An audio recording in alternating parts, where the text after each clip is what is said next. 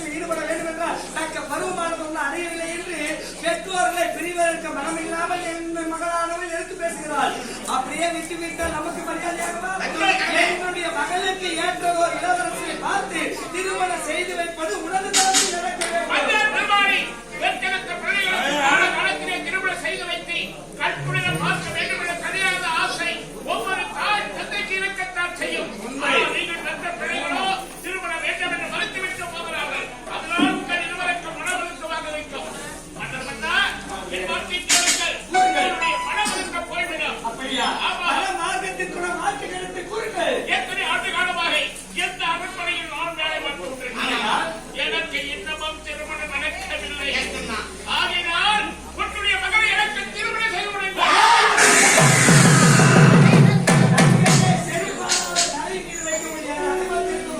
நீ யார், எப்படிப்பட்டவள், உடன்பிறப்போர், பெற்றோர் யார் என்று அறியாமல் உயிர் பிடித்துக் கொள்ள வேண்டும் என்று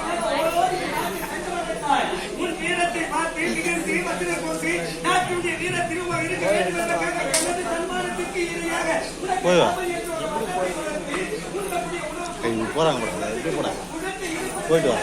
எனது அரசாங்கத்தில் உன்னை என் குடும்பத்தில் ஒருவாக இருக்கிறார்கள். ஆகையினால் என்னதான் மன்னனுடைய அருகாமையில் இருந்தாலும் மன்னனுடைய மகளை உனக்கு மனைவியாகவோ இப்படிப்பட்ட வார்த்தை வேற ஒருவன் கூறி இருந்தால் இந்நேரம் உடலை இருக்கக்கூடிய உயிரானத்தை குறித்திருக்க முடியாது. வீரமான நிகழ்ந்து நாட்டிற்காக எத்தனையோ போட்டணியிலே உன் உயிரை வைத்து மனை வைத்து நாட்டுடைய பெருமை நிலைநாட்டினாய் என்ற ஒரே ஒரு காரணத்திற்காக உனது உயிரானது உடலை ஒட்டி கொண்டிருக்கிறது.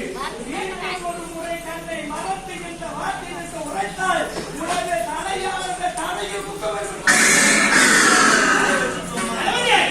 கடமையை வந்து மனதில் ஈடுபட்டு விட்டேன். என் மகளையா என் நாட்டு இளவரசி அவர்கள் ஆசைப்படுகிறது. இது என்னத்தை மாற்றி விடுங்க. இந்த மாற்று வேற யாரும் சொல்லிட்டா இது என்ன நினைச்சிருக்கீங்க? அந்தவரை பார்த்து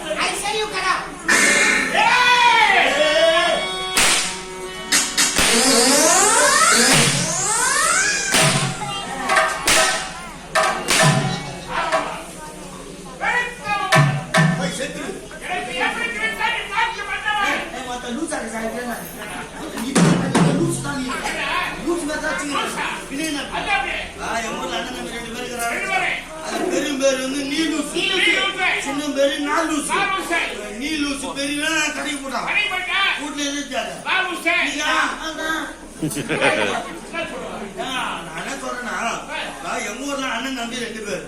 பெரும் பேரு நீலூசு, சின்னம் பேரு நாலூசு. பெரிய நீலூசு கடைக்கு போயிட்டான். வீட்டுல இருக்காரு